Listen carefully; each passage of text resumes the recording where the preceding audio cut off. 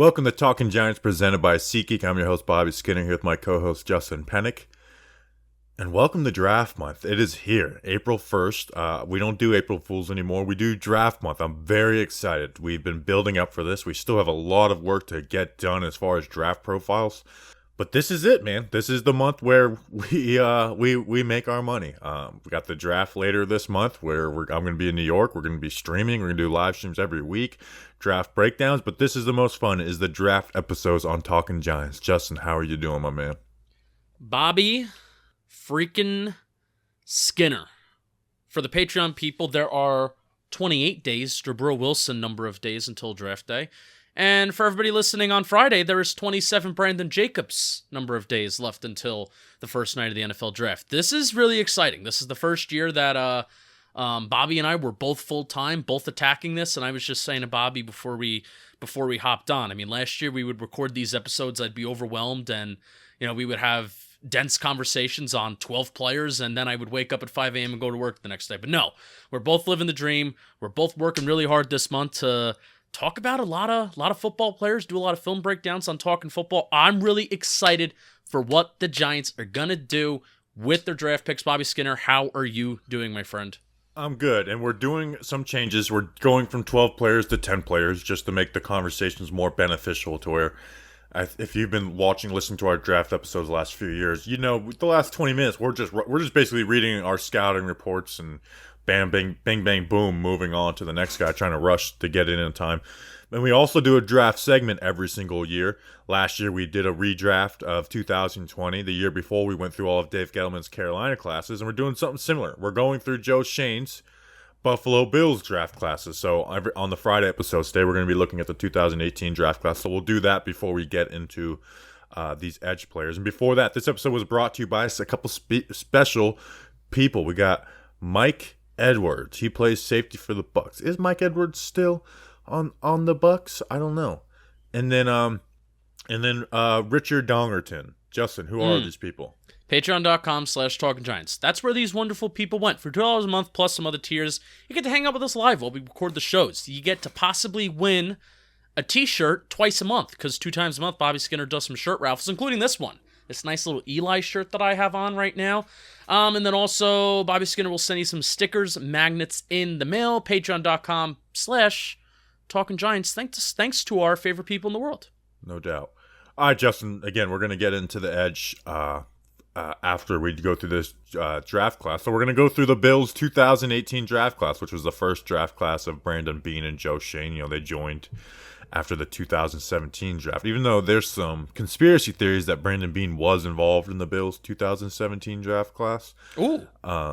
But, he wasn't officially there, but there was some, conspiracies that him and McDermott were working together, knowing that was going to happen. So we're going to go through it. And this draft class is probably their best one. I mean, they knocked this draft out of the park. And it all starts with, Justin, at pick 7 out of round 1, Josh Allen, franchise QB. So we don't need to belabor on how good Josh Allen is and how good of a draft that is, but I think we should kind of dive into the trades that got to Josh Allen, Justin. Okay, go right ahead. This wasn't just a single draft day trade. Like they did 2 trades to get this. They traded pick 12 and pick 187 to the Bengals for pick 21, pick 185, and Cordy Glenn, who was an offensive lineman for them. So they traded a player who, played a little bit for them, the 21st pick, and then essentially they pick swapped their 6th-round picks to move up 9 spots. And then from there, they traded picks 12, picks 53 and 56 for pick 7, and then pick 255 to go up and draft Josh Allen. And again, I don't think we're going to be in this situation this year where they're going to get a QB, but it does show, I think, it must be in Joe Schoen's mind to want to maybe trade down in this draft and gain draft capital to if there's a QB they want next year to be able to go up and get him if they're not franchise tagging Daniel Jones, or if Daniel Jones doesn't light it up this year. Yeah, we had that conversation before, Bobby, and I was actually surprised at your answer, because even if the Giants aren't thinking about what QB1 is for 2022, like getting the most optimal, best QB1 situation for this year. I think that should always be at the forefront of your mind, at least of how you can do it in the future, even if it doesn't come in 2022. So that does involve, like, garnering the ammo necessary to possibly, if you need to trade up for 2023's draft. And you said the Giants shouldn't be thinking about that right now. How are you still on that train of the Giants shouldn't be thinking about QB1 for the 2023 draft right now, or where are you on that? I mean, they should definitely think about it, but I also wouldn't, like, if Kayvon, if they get a tackle at 5 and Thibodeaux is there at 7, I think it makes it a lot harder to trade down. Which I want to save that question, because that's going to be one of the things that we talk about with Kayvon Thibodeaux. Was Kayvon Thibodeaux really, if there's an offer there at 7, is Kayvon Thibodeaux worth it to be like, nah, like let's get this guy? So we'll talk about that. But yeah, that makes me feel good that Joe Schoen came from a place that they can do whatever they need to do that's necessary to get their QB1 that they believe in, which love that for it. And it didn't seem, at least from the outside looking in, it didn't seem like, looking at the rest of their draft classes from 2019 and 2020. 2020, they did not have a first-round pick, but was that for Stephon Diggs? That's my guess. So, but they had a first-round pick, they had a second-round pick, and 2 third-rounds in 2019. So it didn't seem to really hurt them in the long haul, which, if the Giants are going to be trading up eventually for a QB, we don't want it to sacrifice future draft investments. And they got Josh Allen right, to go back just to picking Josh Allen in particular. Yeah. But again, let's not, do revisionist history. Josh Allen was a mocked prospect. Draft people mocked people for liking Josh Allen, and look how that's turned out. So it gives, I'm sure that puts a little, statistical fortitude for Joe Schoen to say, you know what, I don't care what other people think. If I believe in my guy, I'm gonna go get him. I don't care what the consensus is. I'm gonna go and get my guy. So Snack said the words testicular fortitude in the combine. I never thought I would hear you say those words. How about that? All right, next pick was another first rounder, pick 16, Tremaine Edwards, the linebacker out of Virginia Tech. They also traded for this. They traded picks 22 and pick 65 for this 16th pick and pick 154. Edmonds is a polarizing figure with the Bills right now. I was talking with our guy Anthony from Cover One. He says he's probably between that 12th to 15th range in the NFL as far as like best linebackers. But he gets a lot of hate from the Bills because it's contract time for him. So he's a polarizing player. I don't view this as a great draft pick because of that. He wasn't that they traded up for him. But he is a good player. He's played that will linebacker. He doesn't make the flashy plays that you want, but like he does his job well. We were talking to him. It's like his coverage, stats for linebackers are totally misused by PFF because they don't know how to track linebacker coverage snaps. But like he is a good player. Like at pick 16, they got a good player who the question is not like the question is, should we pay him or not? Because of the linebackers we have on the roster and the money we have spent in the linebacker position. It's not just we can't pay this guy. Yeah, he's played in 61 games. It's the same amount of games that Josh Allen has played, which I think is every single game. 2-time Pro Bowler. 2-time Pro Bowler, and he has an AV of 39 when Josh Allen has an AV of 51. So, think of how valuable, that's AV approximate value on Pro Football Reference, which is just a quick way to see. It's like, hey, how valuable is somebody? What does he actually bring to the table? What has he brought to, each team that he's played on? And Edmonds for the Bills has done a solid job. It's kind of funny how, what is pick 16 the Eagles, Bobby? I don't know.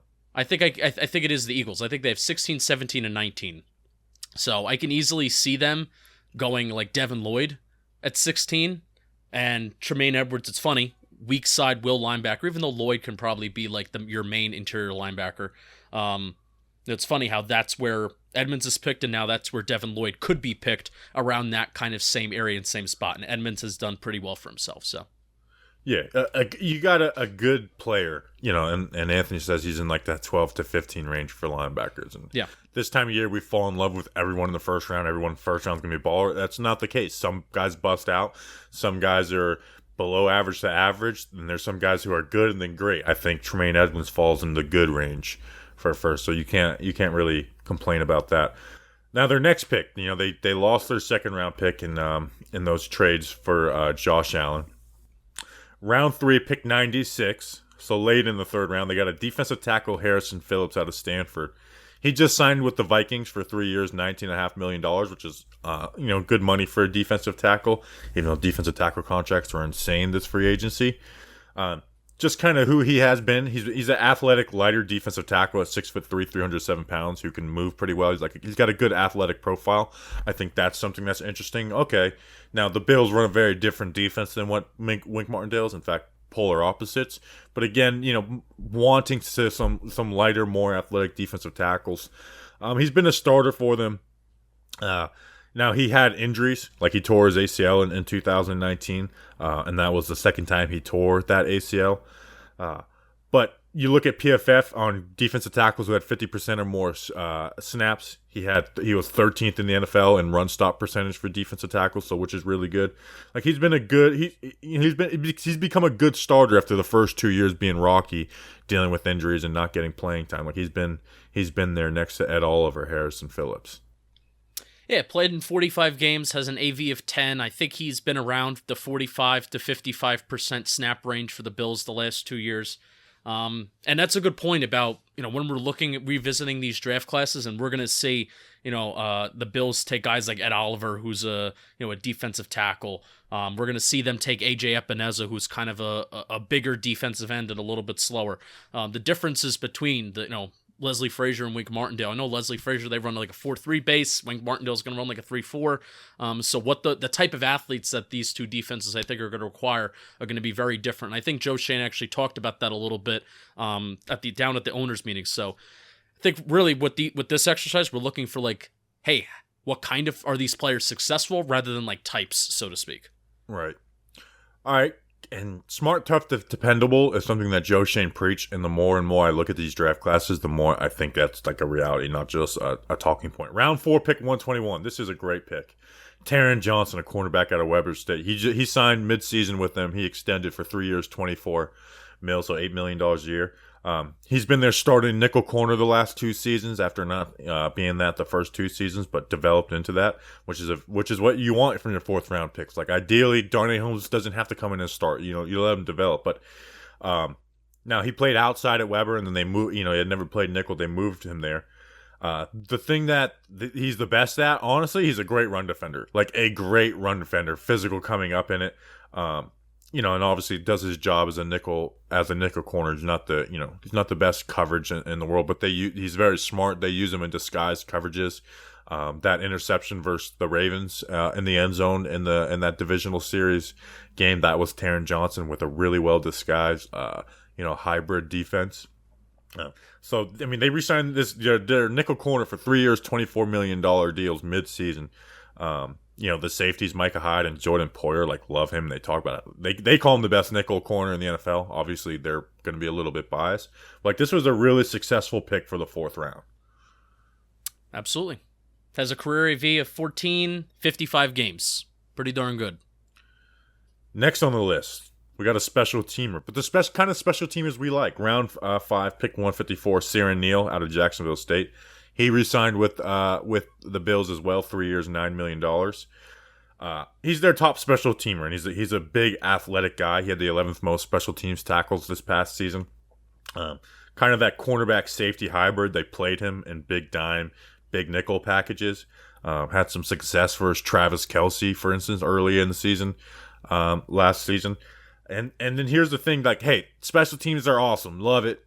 That's great. Me and you aren't big on special teams talking about guys, but it's hey, you know what? I want my special teamers to be able to play football too, not just special teams. Well, the last 3 years, he's played 18%, 11%, and 14% of the snaps on defense. They found a role to use him, a big athletic guy, but to get that type of player out of your 5th round, that's a successful pick. And again, they re-signed him to 3 years, $9 million, which is a very similar contract to Keon Cross and who's one of the better special teamers in the NFL. So far, out of the 1, 2, 3, 4, 5 picks that we've talked about, 4 guys were re-signed to the Bills, and Harrison Phillips got somewhat of a decent contract for a defensive tackle.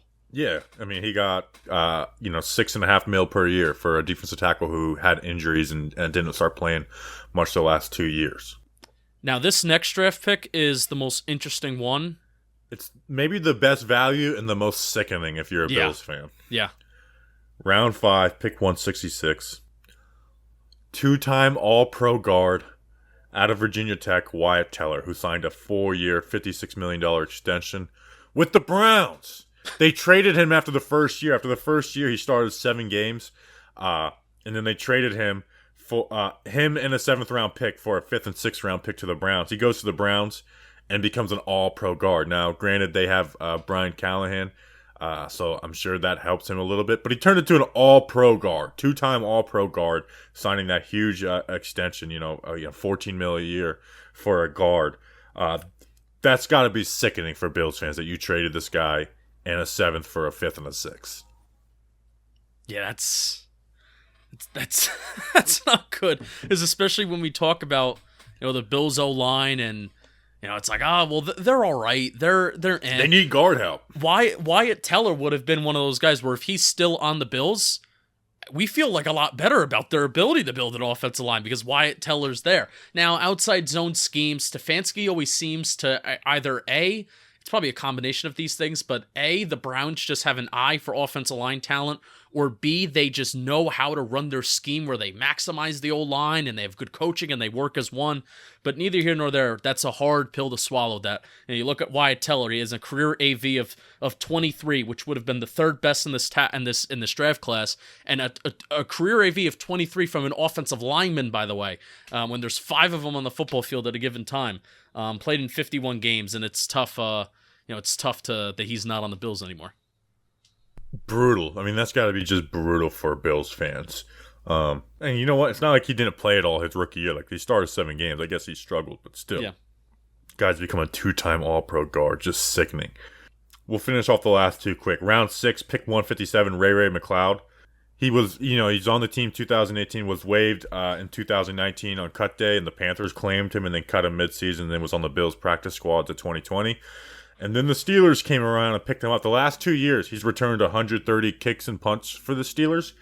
And this past season, he had 39 catches for 277 yards, which would have been 3rd for the Giants on receptions and 5th in receiving yards. Wow. So even their 6th-round pick, who they didn't keep, has been a returner for the Steelers and has added, he had as many receptions as Kadarius Toney had for the Giants. I know the Giants had an all-time horrible offense, but still, like a round 6 guy turning into that is pretty nice. Great. That makes me feel great. And then their 7th-round pick, isn't he a Giant right now? He's a Giant. Austin Proehl, Ricky Proehl's son. You know what? A 7th-round pick. He stayed around the league for over 4 years now. He practice squad guy, but you know what? There's something for sticking around. And you know what? Maybe this guy ends up being the best pick in the whole damn draft for the New York Giants. Did he play with Antonio Williams? No. Maybe. Austin Proehl's never played in a regular season game. He's been a practice. No, I'm talking about did he play with I'm sorry, not Ricky Williams, Antonio Williams. Because he went to North Carolina too. The Giants running back we interviewed. No, because I think Antonio Williams transferred from Ohio State after. Shame. But shame. Possibly. So that's that's a ball and draft class, and I'm gonna read my ad before we get into the Edge draft preview. How about that? I wanted to read mine. I wanted you to read your ad mid the Edge so I can get prepped for the next player, whoever we're talking about. Got it. SeatGeek. Today's episode is sponsored by SeatGeek. Live events are back, people, which means you can get $20 off tickets at SeatGeek with promo code GIANTS. If you don't know what SeatGeek is, you're stupid. But you know what? You can still use it. If they're a ticketing app, that makes buying tickets super simple. We've got the apps on our phones. I use it all. I use it I'm going to a soccer game on Saturday night, Orlando City Lions, where we're going to beat the living shit out of the LA Football Club. I may go to an Eagles concert in a couple weeks, and I'm going to be using SeatGeek. Whether it's football, concerts, basketball, baseball, festivals, or more, SeatGeek puts tickets from all over the web in one place to make buying simple. SeatGeek rates every ticket from 0 to 10 to make sure you are getting a good deal. Gray means good, red means bad, yellow means speed up. Every ticket on SeatGeek is backed by their buyer guarantee, so you can shop for tickets with confidence. Again, don't worry, people. Do not fret. We've got the hookup. Use code GIANTS for $20 off. $20 off tickets at SeatGeek. That's $20 off your first purchase with promo code GIANTS. Make sure you click the link in the description to download the app. On a real note, too, SeatGeek is sponsoring all of our all of your film breakdowns that you do on Talking Football, or really just even if you post them on Talking Giants, that's really nice of them. And they didn't like have to do that. So use promo code Giants, use SeatGeek. If you're, I swear, if I see that you're at like a Yankee game, a Met game, hockey, and I ask you, did you use SeatGeek, and you say no, I'll punch you in your face. How about that? Pro-violence pod. Culture of violence. We're whipping your ass. Buy the draft hoodie. All right, Justin, you ready for the Edge preview? I'm getting some butterflies. All right. So we're not going to talk about Aiden Hutchinson. That'd be very unlikely that he gets to the Giants. But he is my Edge 1. But Justin, Edge 2. And this is the number 2 guy I want after an offensive tackle. You know, if we had the first and second picks, it'd be an offensive it'd be Evan Neal, and then this guy, Kayvon Thibodeaux, edge out of Oregon, 6'4", 254 pounds, 33 1/8 inch arms, ran a 4.58 40, 27 bench press reps. Stat wise, the past 3 years he had 7 sacks, 7, 3, and then 9. Remember, they only played 7 games in 2020 due to COVID. Good tackles for loss numbers. Justin, he's a do-it-all pass rusher. He has great get-off that consistently tests offensive tackles and opens their hips. He uses his hands violently, but he could add a little more pop to it now. I think that's somewhere where he can get better, is adding more pop to the hands consistently. But they're constantly working and countering, and I think I think his hands are going to become elite in the NFL. I really do, because they have developed like that. That's what I thought was the biggest development from his sophomore year to his junior year. Obviously, really good ability to dip and bend the edge around the corner. You know, if you watch the film breakdown, I went through one rep where he used the ghost technique. When he's working outside in, it's based off power. You know, he can get a little better at it, but it's outside in, and then he's ripping through that inside shoulder. He's got that strength to open the gate for an offensive tackle's inside. But he just plays mind games with offensive tackles because he can always change his plan of attack, like constantly changing his plan of attack. He's got a bull rush. He can work a bull rush really well. I actually think he should, do it a little less, but he works it really well. When he does tackle, he's going to knock your ass out. He's a powerful hitter. Sometimes I think he struggles to disengage if he doesn't win immediately. And then when he's on the play side of runs, he just kind of needs to have better eyes for the ball of when to disengage, because he kind of gets caught up almost wrestling the offensive lineman. But on the backside, he squeezes the gap really well, and he has coverage experience. Justin, I have him as an A-plus player, and I need this guy. I need Kayvon Thibodeaux to be a Giant. Like, we did our whole Kayvon Thibodeaux versus Ahmad Gardner. I was like, it's kind of hard. The more that I thought about it, it's not hard. It's easy Kayvon Thibodeaux for me. So some might say he's a gotta-have-it player. Gotta have it. Cold Stone Creamery scale is back, by the way, of how I evaluate draft players. Are you going to be doing gotta have it for 6-rounders? Maybe. Because you know what? So here's the thing with me. And this is also a Jermaine Johnson conversation. But here's the thing with me. If I see that a player is projected to be like, hey, 3rd, 4th rounder, blah, blah, blah, and then I watch him and I like him, I'm going to be kind of like excited. Like, oh, I like the value in this player. I'm not smart enough to watch a player and then guess what round he's going to be picked in. However, you watch Kayvon Thibodeaux, and there are some players, and these players are typically taken in the top 10, top 5 of the draft. There's some players where you watch them where it looks like they're playing a different game than everybody else. It looks like they're playing at a different speed. It looks like they're just stronger than everybody else on the football field, and they're the best athlete. And that's Kayvon Thibodeaux. Where is it? First of all, Thibodeaux or Thibodeaux? What are we're gonna decide on it right now? Thibodeaux. All right, I got to get used to it. When players do that one-arm stem move, which I see him do that somewhat often too, one-arm stem where you have I'm guessing if he's on the right side of the defense, that left arm is stemming out and it's extending, and then the right arm is kind of doing whatever it wants, looking to get free. I think we're both clear, you and I, clear-cut choice if he's there at 7, because I think what it comes down to for me, PTSD with picking corners. Right, if we're talking about Sauce Gardner versus Kayvon Thibodeaux, the PTSD I have as a Giants fan of like corners are just so unpredictable, which is not just a Giants fan thing. I think that's just an NFL draft thing. And also the hit rate of edge rushers when you do take them in round 1. And I think Kayvon Thibodeaux is an easy hit in the NFL. Yeah, and if both those offensive tackles go top 4, like I'm taking Kayvon Thibodeaux like at 5. Okay. And that's why we're talking about him as 7s, because we both are in the offensive tackle at 5 train. But that's where we are. It's I'd much rather take him than Charles Cross. So if he's not there, now there's questions about his effort. I don't see that. But here's what I will say: some of the comments he says, like this quote. If I said I go to Alabama, I'm going to win national championships, literally. But do I want to be a guy who's known as a national championship winner, or do I want to be a guy who's known for being a part of the greatest organization in the world? Like talking about Nike at Oregon.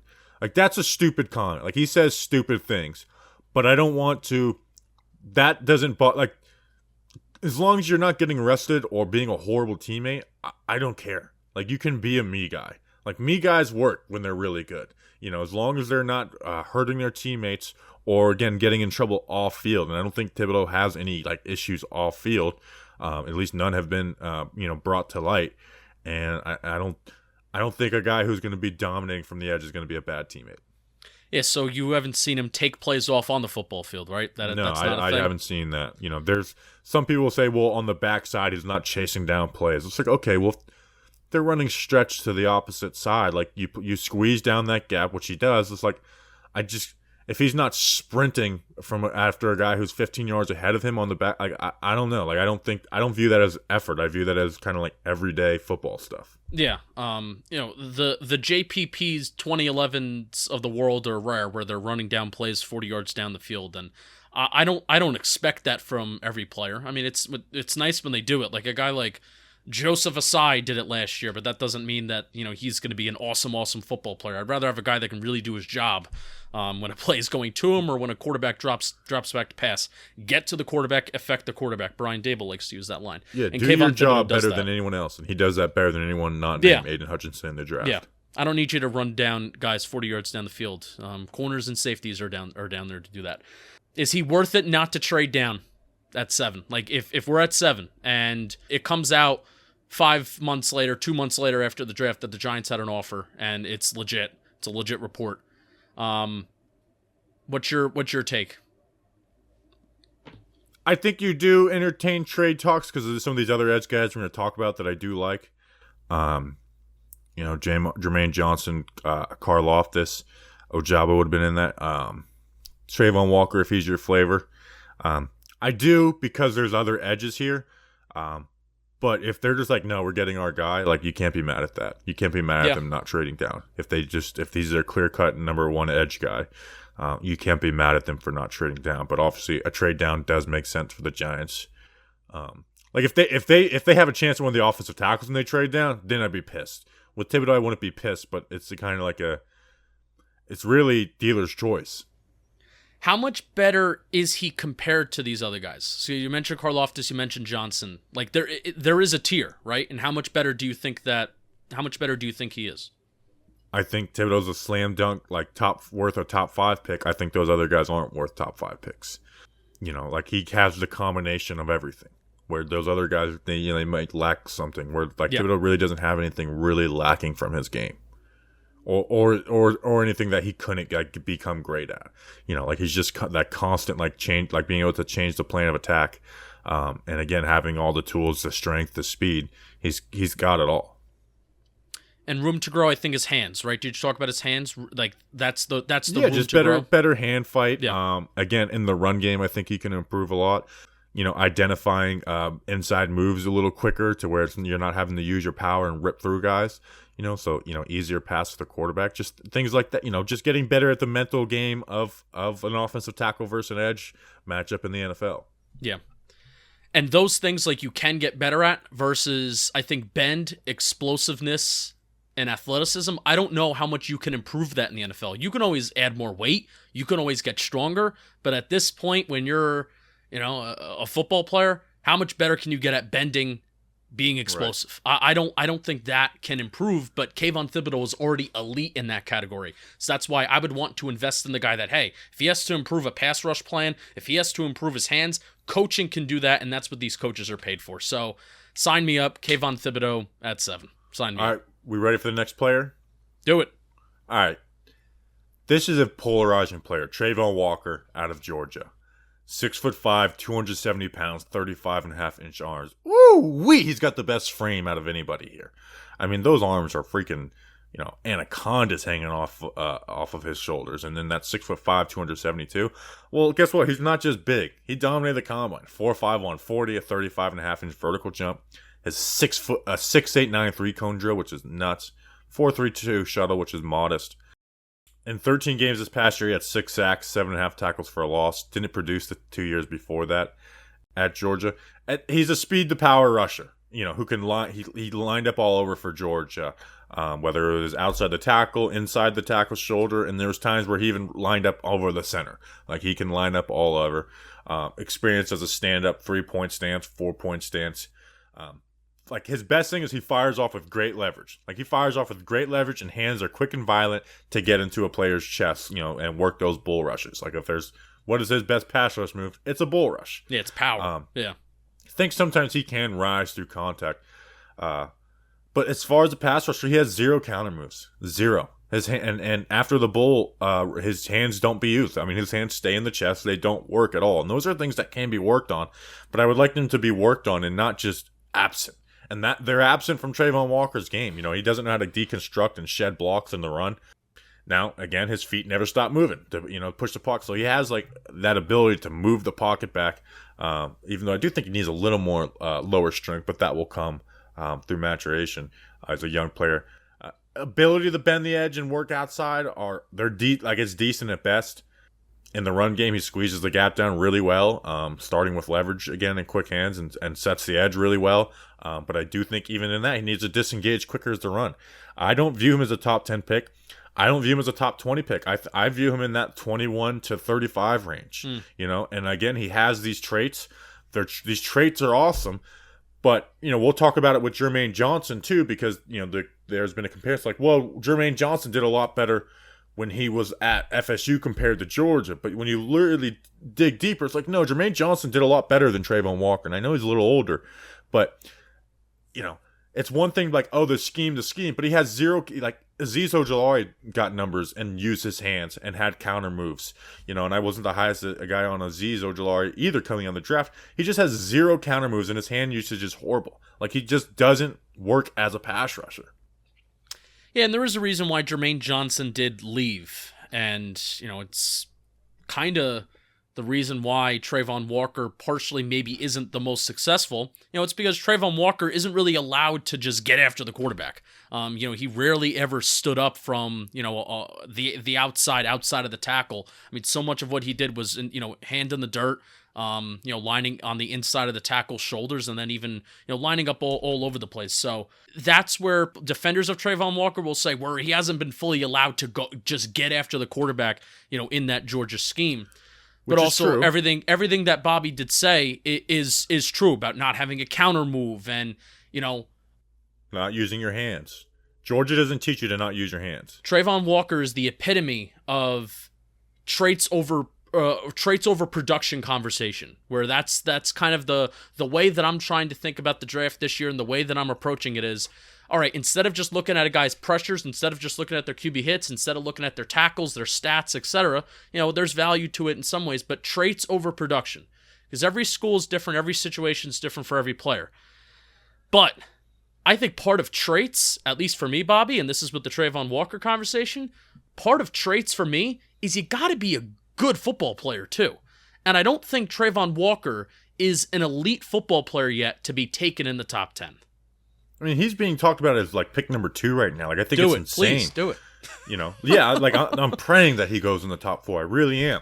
Because that takes. But where's the line? Where's the line in like this traits over production conversation? Well, it's not even production. It's film. Like, he doesn't put anything on film. It's like that. Like, you can still do good. Again, you watch Jermaine Johnson at Georgia. He was working pass rush moves. He was working outside in. He was using his hands. He got a lot better this past year. And again, there is scheme limitations at Georgia. I understand that, but like, there's not like, oh, you can't do anything playing edge or 5 technique or 4-eye for Georgia. Like, it's not like people have taken that too far, in my opinion. Yeah, the question that I ask myself, is he a good athlete or is he a good football player? I need to see if you're a good football player, not just a good athlete. And listen, if the argument is him versus Jermaine Johnson and Karlaftis, it's fair. But the idea of him going over Thibodeaux is insane. That's insane to me. You know, because you know what? Thibodeaux also has great traits. You know, maybe not as good as Kayvon or you have it written down as Kayvon Walker, Trayvon Walker. Whoops. But you know, like he's still got really elite traits. You know, so very quick. Edge or interior defensive line? Because I heard some comps of like Richard Seymour. If the Texans take him at 3, and you have that Nick Caserio mindset, well, I can see this guy being a Richard Seymour. Where do you see? Well, he'll never be an interior defensive line. He'll be that hybrid where it's like you line up, you know, right outside the like. Ideally, he ends up in a 4-3 and plays defensive end in a 4-3. That's ideally. If he's in a 3-4, I'm putting him as an edge player. You know, he'll get reps where he's not playing edge, but he'll at the end of the day he's an edge player. Yeah. All right, we ready for the next player on the board, who again has been kind of tied to him because they went to the same school for a little bit. Are you ready for him? Love him. All right, and this guy was a big riser through the season because he transferred from the University of Georgia to FSU, and that's Jermaine Johnson. 6'5", 254 pounds, 34-inch arms, big guy. Did very well at the combine, ran a 4.58, 32-inch vertical. This past season for FSU in 12 games, he had 70 tackles. You see 11.5 sacks, 17.5 tackles for loss. Those are great, but the tackles are just as great too. Those numbers playing from the edge spot. And then in 2020 with Georgia, in 7 games, he had 16 tackles, 5 sacks, and 5 tackles for a loss. So before we get into him as a player, actually, no, we'll come back to those stats. Obviously, was the transfer, fast and violent in every area of his game. Like, that's who Jermaine Johnson is. Fast and violent and involved at every snap. He's got great get-off to just really explode through reps and explode through offensive linemen. Doesn't have the best bend around the edge, you know, but with his get-off and strength, he can win around the edge and around the corner because he has that strength to open the gate on tackles. And again, it's not just upper body strength, lower body strength. It's strength in his whole body, and that leads to nasty bull rush reps. When he is working outside in, it's very quick and efficient for someone his size. His hand, and you know, there's players where it's like he's got good hand pop, but he doesn't have strength in his hands to bull and pull. He's got both. You know, he's got that hand pop to really stun an offensive lineman, but he's got to finish the rep, to be able to bull, pull, and swim over, and he uses his hands really well. You know, using counters, sometimes a little slow to get to them, but he does get to them. You know, and again, his hands work fast, and they screw up offensive line punches. In the run game, his ability to disengage is really, really good. Sets a good edge. Can be a little inconsistent, but does set a good edge, and his feet never stop working. And brings the pop as a tackler, and he's got pretty good range too, and he's got great effort. This kind of fits what the Bills and Joe Schoen have done as edge. Where it's, hey, he's not a bad, but it's that power. It's that power and strength. So if the Giants are in a trade down situation, which these next two guys, him and Karlaftis, like those are really guys you look at in trade down situation. But like he's a really good player, man, and him rising up is very much well deserved, and it's not off of a combine. Well, his rise wasn't even throughout the season, Bobby. I mean, his rise has been post Senior Bowl to now. Where before the Senior Bowl, I looked at this guy and he was my first gotta have it player of draft season because, you know, we all started our draft prep with the Senior Bowl and Senior Bowl guys, and, you know, then we've gone forward from there. So he was my first gotta have it player then, and at that point, he was a round 2 guy. And then it's like, well, I think this guy could be taken round 1, and now there's mock drafts that are taking him at 7. He may be a possibility at 7 because this actually kind of made sense to me. Jermaine Johnson got a little comp to Matt Judon, they're around the same size. I think Johnson's like 2 inches taller and Judon's like, I think maybe 10 pounds heavier, but go, plays fast, plays hard, plays physical. I'm a sucker for players that are like that. He plays with instincts and patience. He understands the game of football. He's not just one of these guys that goes. He plays hard when he needs to and balls to the wall, but he also plays with those instincts and patience when he needs to as well. 37 run stops, that's 5th most in the nation. So I don't know. I like this guy. I fell in love with him when he was originally being thought as like this late round 1 guy. But I don't know about... He's being mocked at 7, and I don't know how I would fully feel about that. I wouldn't be mad at it because edge is so important. Yeah. And I think he's good enough to take him there, if guys are off the board. So here's my next question, though. How much can he improve? So let's compare him to like Kayvon Thibodeaux here for a hot second. Because I think Jermaine Johnson is so like refined as a player. Does his ceiling almost match how we compared like Jedrick Wills versus Andrew Thomas? Where that conversation was, well, Andrew Thomas is the most pro-ready tackle in this draft class. And you were like, no, there are things that Andrew Thomas still needs to clean up with his hands, with his footwork, stuff like that. Jedrick Wills is so perfectly technically sound that how much can he actually grow in the NFL? And I think you've actually seen that actually play out in the NFL. Is this kind of a similar conversation, Jermaine Johnson versus a guy like Kayvon Thibodeaux? Yeah, when you're comparing him to Thibodeaux, absolutely, and he is a little older, but you know what? Like he's gonna get stronger. He's gonna work his pass rush moves better. He can grow in the run game.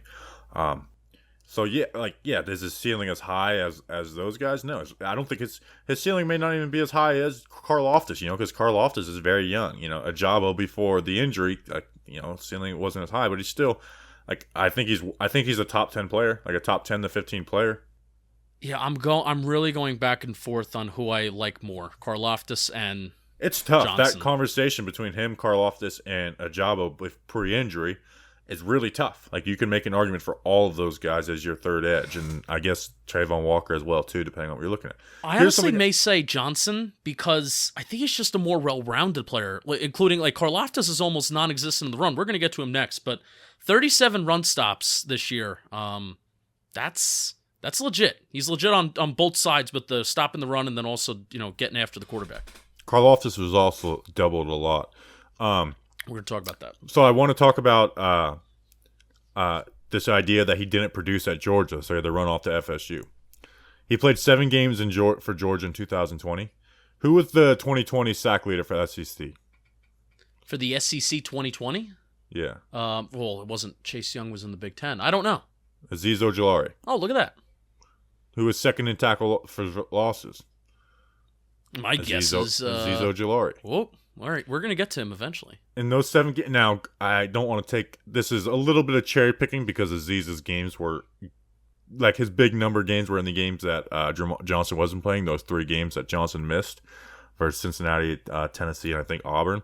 But in those 7 games where they both shared the field, Johnson 16 tackles, Azeez 17. Johnson 5 sacks, Azeez 3.5 sacks. Johnson 5 tackles for a loss, Azeez 4.5 tackles for a loss. So he had produced a lot more at FSU, but he did produce at Georgia. And he had some, like, you look at Jermaine Johnson versus Evan Neal and Trayvon Walker versus Evan Neal, Jermaine Johnson had more success. So this isn't comparing the Tiz, but this is more comparing him to Trayvon Walker. Like, the idea that he didn't have success at Georgia to me is false. He just had a lot more success at FSU. Yeah, and what it came down to is he went to Florida State and said, Coach, I want to go out on the edge and I want to get after the quarterback. And he had a shit ton of reps this year. And I think Florida State allowed him to do that versus Georgia. They have their scheme. They have their system. They have 70,000 defensive players that are going to be going in the first round this year. So they don't need to really, they have their system that works, and it won them a national championship. So Jermaine Johnson had an opportunity to go elsewhere, get a shit ton more reps, get after the quarterback, and it definitely worked out for him. All right, next on this list, George Karlaftis, edge out of Purdue. At one point was like the consensus third edge, and now he's kind of falling down people's boards. You took him. You took him at 7 in one of your mock drafts. Yeah, in the midseason mock draft. Jermaine Johnson I took in a 3rd round, which is crazy how much things change. 6'4", 266 pounds, big guy, 32 and 5/8 inch arms. Had like the 2nd best broad jump in the combine, 38-inch vertical jump. He's an explosive player. Stat wise, his best stats were actually his freshman year. We had 7.5 sacks and 17 tackles for a loss. Only played 2 games in 2020, and then this past season had 4.5 sacks, 10 tackles for a loss. he fires off the ball with good get off every single play, and especially when he's in that 3-point stance with really good leverage and pad level. Like, he's under your pads every single play, and his first punch is nasty. His first punch will stun offensive linemen, and that speaks to the broad jump and the vertical jump. The bull rush is the key to everything he does, and I think that's why maybe people aren't as high as on Karlaftis, because we love the guys that are going to bend the edge and turn the corner, and Karlaftis isn't that guy. But you know what? There's a lot of really like top pass rushers in the NFL who Max Crosby. The bull rush is the key for Max Crosby. He's not bending the corner. The bull rush is the key, and he does great countering off of it. Really good countering off of it. Powerful hands that just deliver blows and displace offensive linemen. And again, multiple counters. Can be kind of reckless at times, where it's just too herky-jerky. In the run game, he shoots the gap well with speed and powerful hands, and does fight off block wells, but he needs more power in the run game besides the initial pop. Because he wins the initial pop, but he doesn't finish plays, so he's got to be better at disengaging or setting that edge. But when he does disengage, he flips the hips and gets around blocks really quick and crashes down and has run stops and tackles for a loss. So I think that's where his game has the most room for growth, is in refining his run defense. Yeah, definitely needs improvement in the run game. Another guy that plays a million miles an hour. Do agree with the reckless take, whereas Jermaine Johnson, I think he can be balanced when he needs to. But he's not even 21 yet, which is crazy. I didn't realize he was so young. He's not even 21 yet, and he got like the Aiden Hutchinson treatment at Purdue, where there's not probably it's Aiden Hutchinson, George Karlaftis that got the most attention from offensive linemen. I mean, there were times where he's getting double teamed, triple teamed. The Notre Dame game was insane, and he was still countering and like beating 2 blocks in one play. Like, that game was like, you look at probably, I don't even know what his numbers in that game, but I bet you they're horrible. But it's like he's beating like 2 blocks every single play. Like, they were doubling him like crazy with offensive linemen and tight ends, giving running back chip help. Like, he was getting doubled like crazy, And I feel like he's been the most disrespected out of this edge group, George Karlaftis. Yeah, because, again, so much has changed since these guys have played football, right? Where the games have ended and the rankings have changed, even though they've put nothing more on tape, right? So, what's happening? I think some of or not even the agility numbers are hurting him. I think him opting out of the combine to do the agility drills hurt him, because I think that's what people wanted to see. I think people wanted to see how agile he was, not just how powerful he is. He plays with the go mentality. He is an explosive player, but I think people wanted to see a little bit more, and he opted out of that, which I think can tell NFL teams enough. I think he does a solid job bending the edge. I'm going to give him a little bit more credit than it's with power. But it is with power. Hand swipe move, and he swipes down. Yes. Those are the only things that I want to add. And 14 QB hits, the 6th most in the nation this year, despite constantly being double teamed and triple teamed. Yeah, like it's if we trade down like in the teens, my eyes are going to a guy like Karlaftis. Yes. I do think he's going to be an Eagle, by the way. I think they take him with one of their 3 first-round picks. You just want everyone to be a damn Eagle. I just think, hey, I want Derek Carr to be an Eagle. No. I think he tries too hard to be a speed rusher sometimes. I want him to utilize power more. That's also another critique. That's fair. So yeah, I feel like he's been the most disrespected out of this edge group, where it's like he's clearly a top 10 to 20 pick. Yeah. And you can, if someone tells me he's their 3rd best edge, I'm not arguing. I'm not going to tell them they're wrong. No, I agree. Where if you say Trayvon Walker is, I'll tell you you're wrong. And it's part of me wants to put him there because he is 20 years old. But it's not having that great speed around the corner worries you a little bit. But he's not slow either. All right, next on the list, this is an interesting... We weren't going to put him on here, but we decided to last second because I think there's an interesting conversation around him. It's David Ojabo, edge out of Michigan. Very new to the game of football. He's 6'4", 250, 33.5-inch arms. Tore his Achilles at his pro day, which does suck because he was in the edge 3 conversation as well. He had 11 sacks, 12 tackles for loss, which was essentially like the same numbers as Aiden Hutchinson. His 40 time was really good at 4.55, a good vertical. He was a very raw player. And again, he didn't start football until he was a junior in high school with really good get off. Sometimes would have bad reps with his first step, but like that's something that's teachable, getting that first step down better. But like, and again, there was plays where he would lose the pass rush rep, but I thought that was just more rawness on the first step. And for someone that was raw as him, he had multiple pass rush moves. Like he learned the spin, rip, bull, like bend the corner. Like he worked multiple things and was countering in rep. He'd attack the outside shoulder really well to open the offensive tackle's hips and bend the edge. Very active hands for a player who was raw. Now he needed more violence and more strength to his game.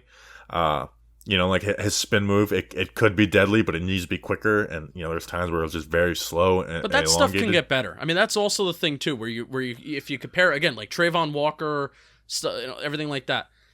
David Ojabo, pre-injury wise, I'm not a doctor with the torn Achilles, but you can always get stronger.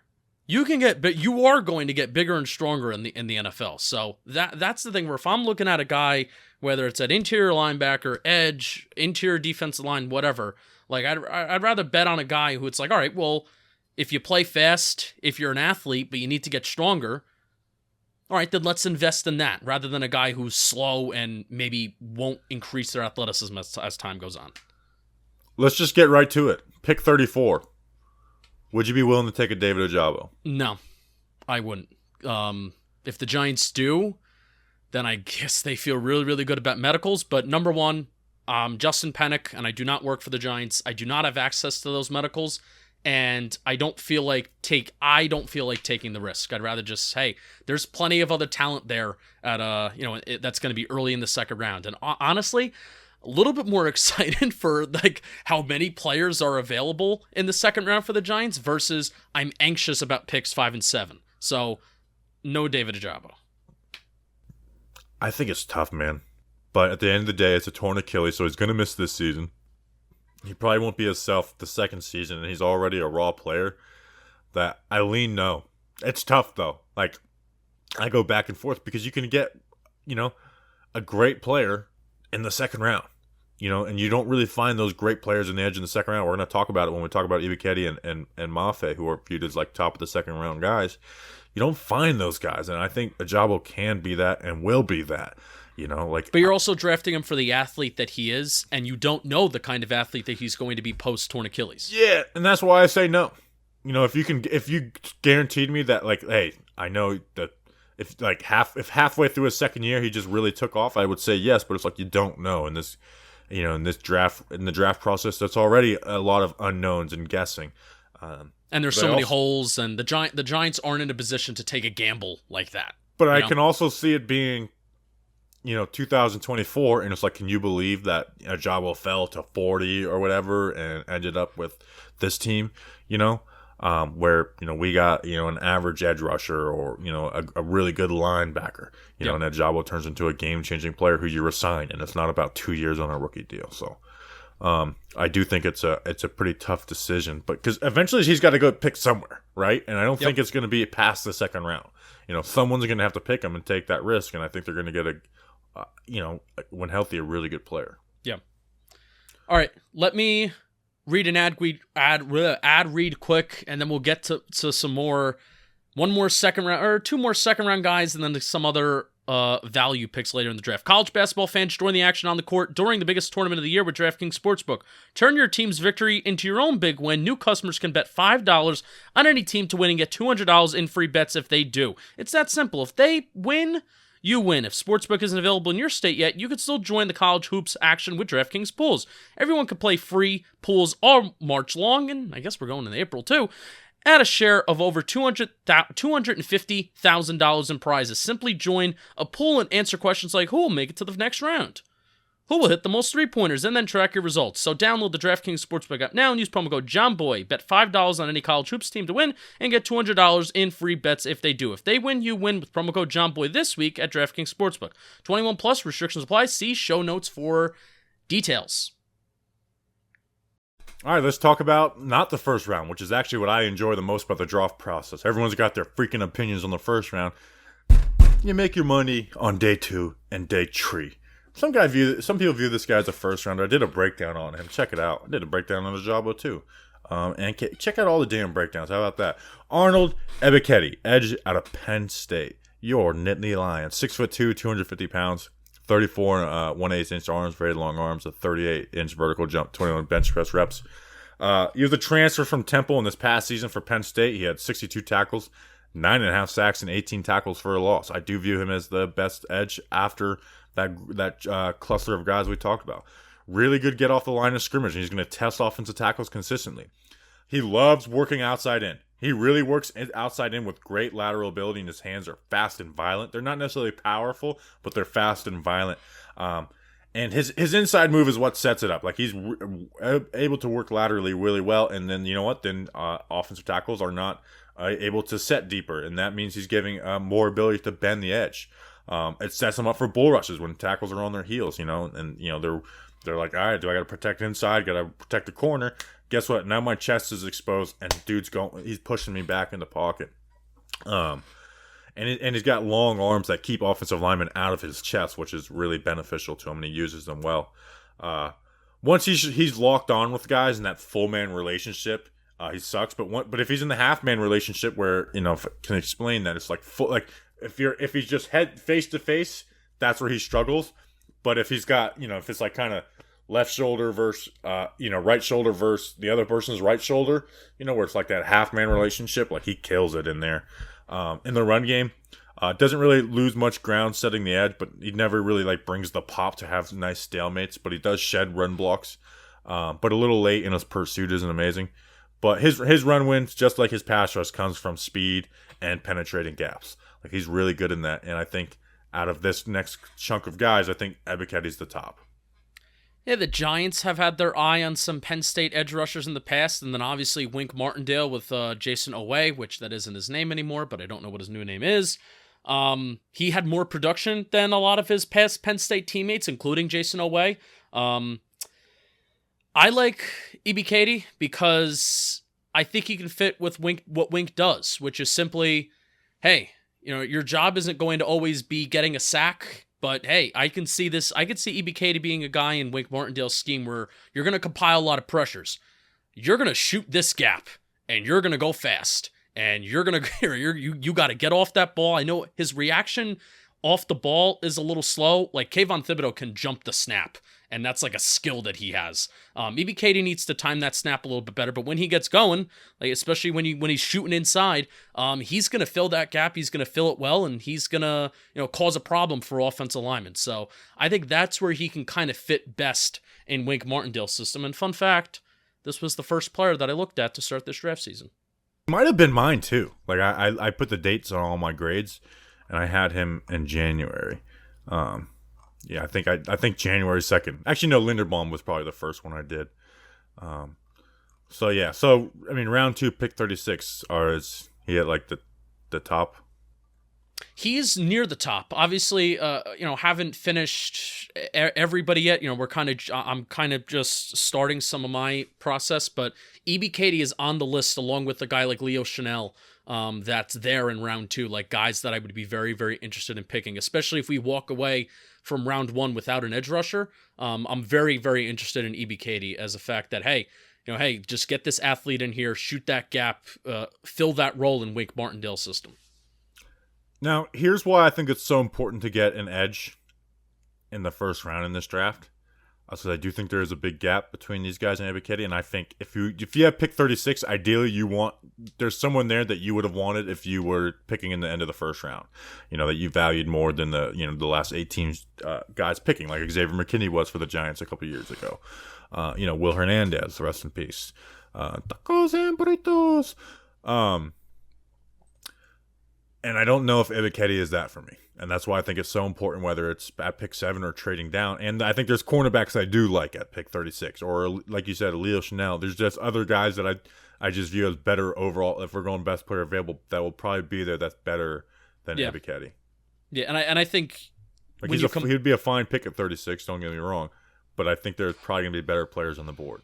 When you combine the fact that corners are inconsistent, but I do think cornerback has more depth in this class than edge rusher. Even though I like all these edge rushers that we're going to finish talking about. There's even edge rushers that we didn't even put on here that I like.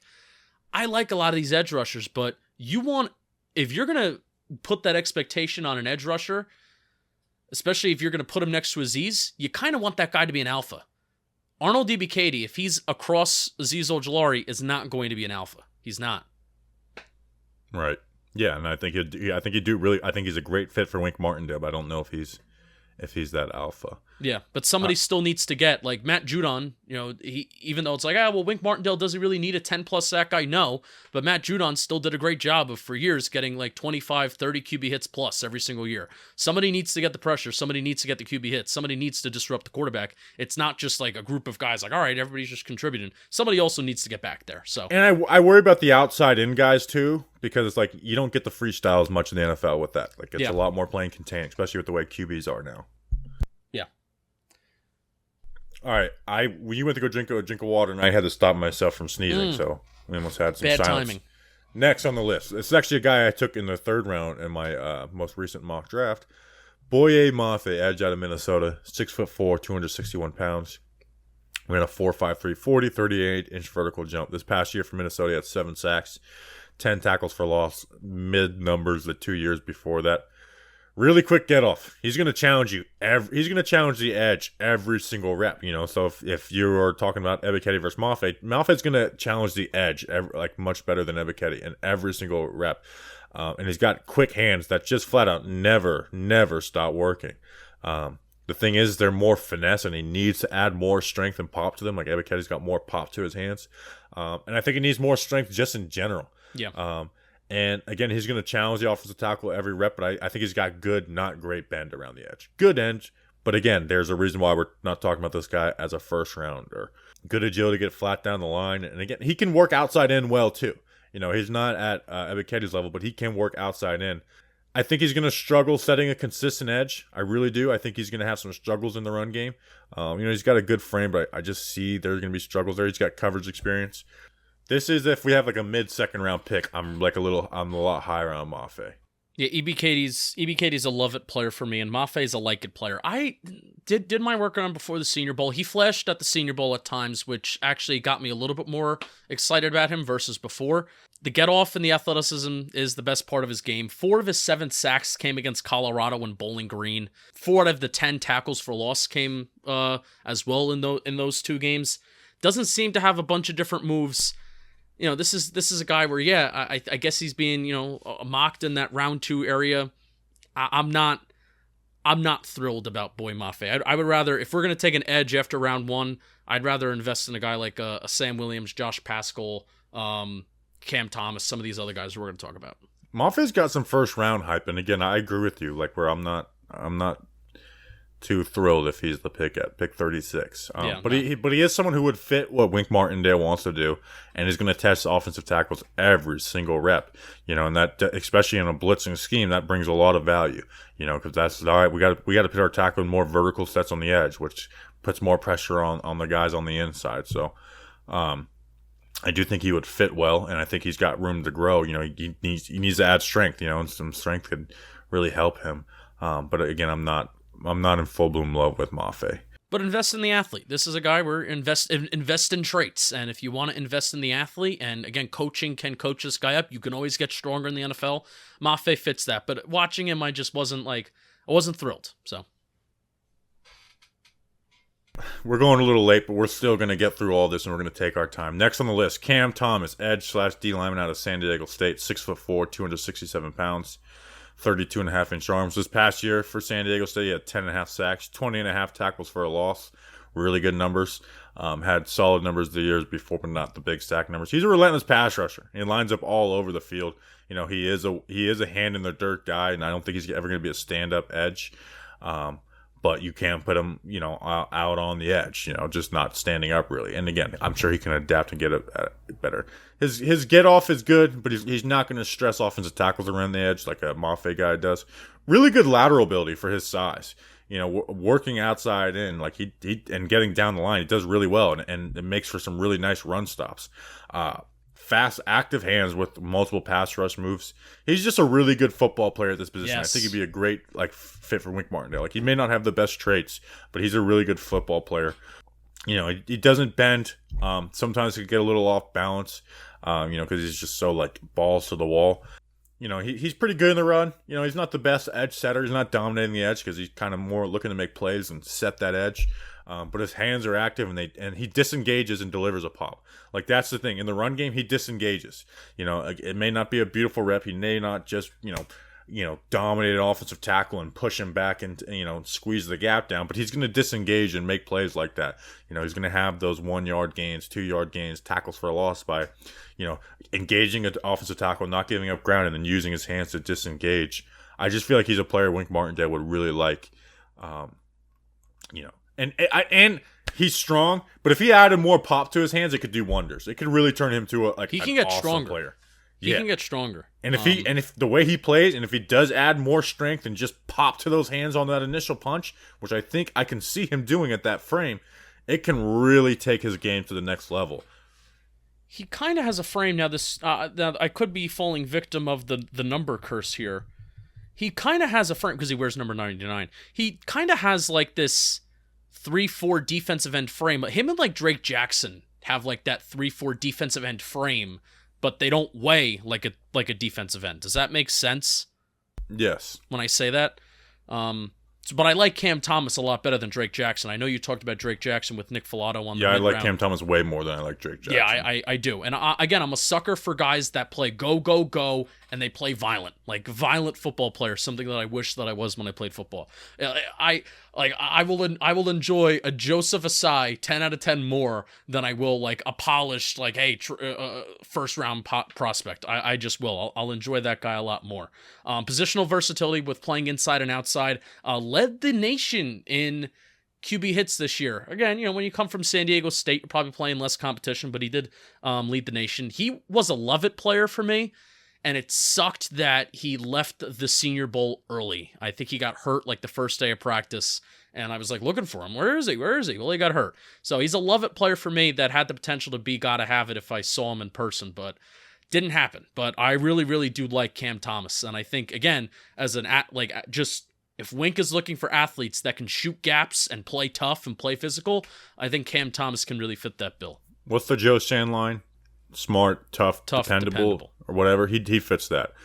Now, a guy who may not fit the dependable is the next guy, Sam Williams, edge out of Ole Miss. 6'4", 261 pounds, 33 and 1/8 inch arms. Ran a 4.46 in the 40. 4.46 in the SEC. And an Ole Miss team that had played a three-man front. He had 12.5 sacks and 15 tackles for a loss. Speed in all areas of his games. He embarrassed Charles Cross like 5 times. I mean, just amazing get-off that is constantly stressing offensive linemen and opening up their hips. His lateral ability is amazing, and he likes to work inside a lot. And he's a player who's not like, oh, I want to work the inside move. He's a player that, like, I got this tackle scared to death of my speed, and it's just easy to go inside. And he did that again to Charles Cross. Really bends the edge and gets flat quick. There was many reps where he was bending the edge at 5 yards, which you can't say for a lot of guys, and especially in the SEC. His feet never stop churning through contact. He's got some pop to his hands, but again, he lacks strength in his legs to really drive through guys. But he has bull rushes because he has tackles on skates. Yes. He needs to add some pass rush moves. His hand usage is bad. Like, he relies on speed. And again, he doesn't have the strength when he does work outside in, and it's not just a clean win. He doesn't have the strength to open that inside shoulder of the tackle. But he can get pushed around in the run, but I don't think he's as bad as a run defender. He's a good run defender. He's not bad. But once guys get his hands on him, he's also a guy that you could, like, all right, we're going to double team him, move his ass down the line to the linebacker and run at him. But he does make a lot of good plays in the run well. Has that relative athletic score that I talked about of 9.53. I do consider him to be a love-it player. He does have OTF, off the field issues. I said to myself, don't say the acronym because you'll sound pretentious. I said it anyway. Rip and dip around the edge. Like Bobby says, jetting inside, kind of starting guys on the outside, then jetting inside. That's very apparent too. I do think he wins in multiple ways with speed, power, and hands. Again, I'm gonna kind of side with you with some technique stuff, but this is a guy that's go. I was expecting to watch him and seeing how kind of long he was, and he looks very light. I don't think he's 261 pounds. I think he looks lighter, but he plays the run. He's lighter in the legs. Yeah, he's lighter in the legs, but he doesn't play the run bad. Like he's Nick Bonito, for example. I like Sam Williams more than Nick Bonito, and I take that especially. Oh, good. I'm glad you agree. Now, Sam Williams could be a 3rd, 4th round pick, maybe because of off the field issues, but Nick Bonito is probably going to be taken in round 2. But I like Sam Williams better, and Bonito's way worse in the run than Sam Williams is. Much better. And Sam Williams is a better pass rusher than Bonito too. Yeah. I think he's just a much better player overall. I was surprised. Field stuff. Yeah, off the field. So I don't know if this person would mind me sharing their name, so I won't. But he's an Ole Miss alum, and he works for the police department down there. So he was arrested for sexual battery. I'm just going to read you what he told me. Very, very aware of the Sam Williams stuff. We've dealt with him a lot. We've arrested him like 5 times, misdemeanor stuff. The case from the article, the sexual battery he shared we worked. The girl didn't show up to court, if you know what I mean. That being said, he had a kid a little over a year ago and hasn't gotten in trouble with the law or team since then, and obviously had his best season. It's a big gamble to take him, but if he stays out of trouble, he's going to be a stud. Justin, he's going to be a damn Dallas Cowboy. I just know it. Oh, yeah. I just know Sam Williams is going to be a Cowboy. Dan Quinn will let him freestyle as a rusher, and he has troubles with the law. Like, he's a guaranteed Dallas Cowboy. Supposedly they have a lot of interest in him, too. Yeah, that makes sense. Really, really, again, love it player, but when I heard the off-the-field stuff, I was like, yeah, probably not a Giant. But we probably shouldn't have talked about him, but there's too much. I like his play too much to know. No, we're at a point in the show where we're going to talk about guys that we like that are good value. Odds are we're going to be wrong on all these guys in terms of trying to predict somebody to be a Giant, maybe outside of 5 and 7. We're going to be wrong on everything else. So we're going to tell you guys that we like. I had another thing I wanted to say, and I forgot. Bummer. Well, that's my cue to move on to the next guy then. Yep. Who is very, very fast. And this player at the Senior Bowl was a guy who I was like, in my head, I was like, man, who's this guy? Fill in the blank. We both turned to each other. And then Justin goes to me like 30 minutes later and was like, who is this guy? Like, he is balling. And that's DeAngelo Malone, edge out of Western Kentucky. 6'3", 243 pounds, 33 and 1/8 inch arms.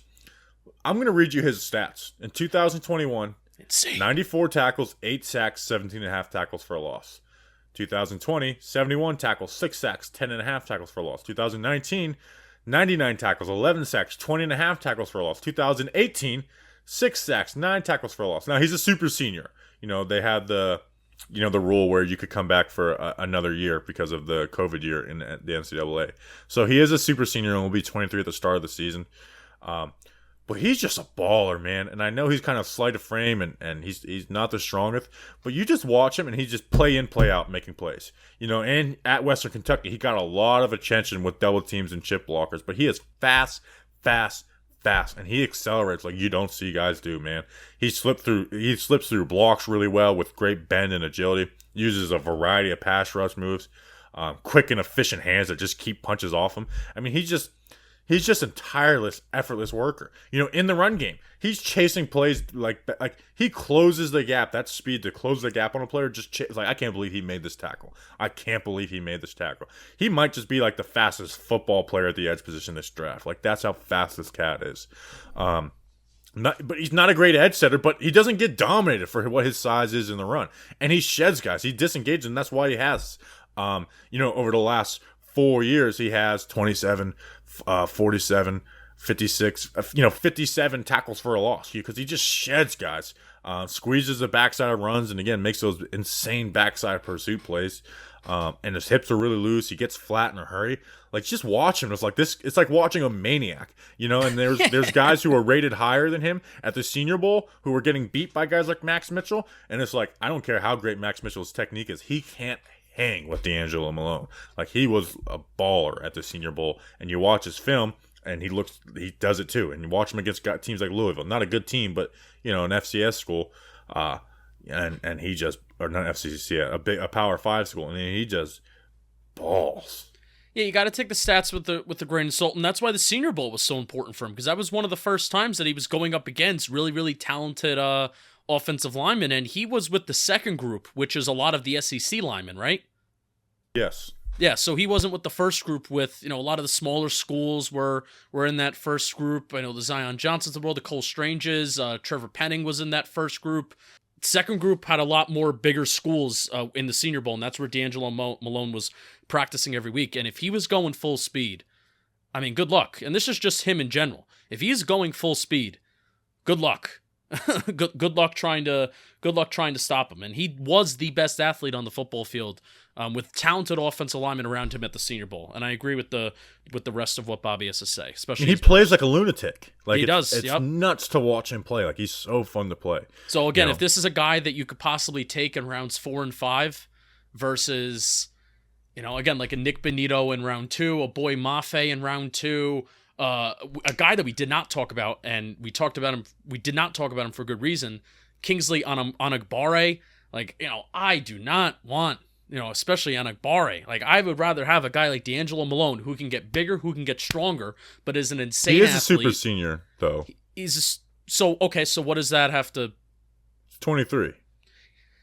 Okay, I could kind of care less about a guy's age. But he's not going to get bigger and much stronger, though. He could add weight. That's my point. Yeah. He can add weight. Then it's like, how much speed are you sacrificing for that? Right. But if we're talking about rounds 4 and 5, it's rare that these edge rushers are going to hit, even outside of round 1. But if we're talking round 4 and round 5 versus a Nick Benito, a Kingsley Onagbare, Boye Mafe in round 2, I would rather have a DeAngelo Malone in round 4 or 5 versus one of those guys in round 2.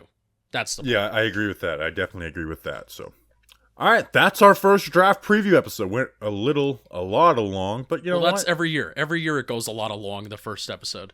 So we appreciate you. We're going to be doing something for the first time we've ever done on Tuesday. We're previewing QBs. We're going to do 4 QBs and then 6 defensive linemen. We know we figured we forced ourselves to do the homework just in case there is like a shocker, like, oh my God, they took a QB, even if it's like in the second round. So we're going to do Malik Willis, Kenny Pickett. What other 2 do you want to do? Kenny Pickett, Desmond Ridder. I think we should do Sam Howell. Yeah, I guess. And Corral. Did we say Corral? Oh, Matt Corral. And then so either Desmond Ridder or Sam Howell. We'll see. I think we should do Howell because the Giants were at his pro day. So, all right, we appreciate you guys. Enjoy your weekend. We'll see you on Tuesday for that. And we're gonna talk about some D linemen that we really like. So we appreciate you guys. See you then. Until then, let's go Big Blue.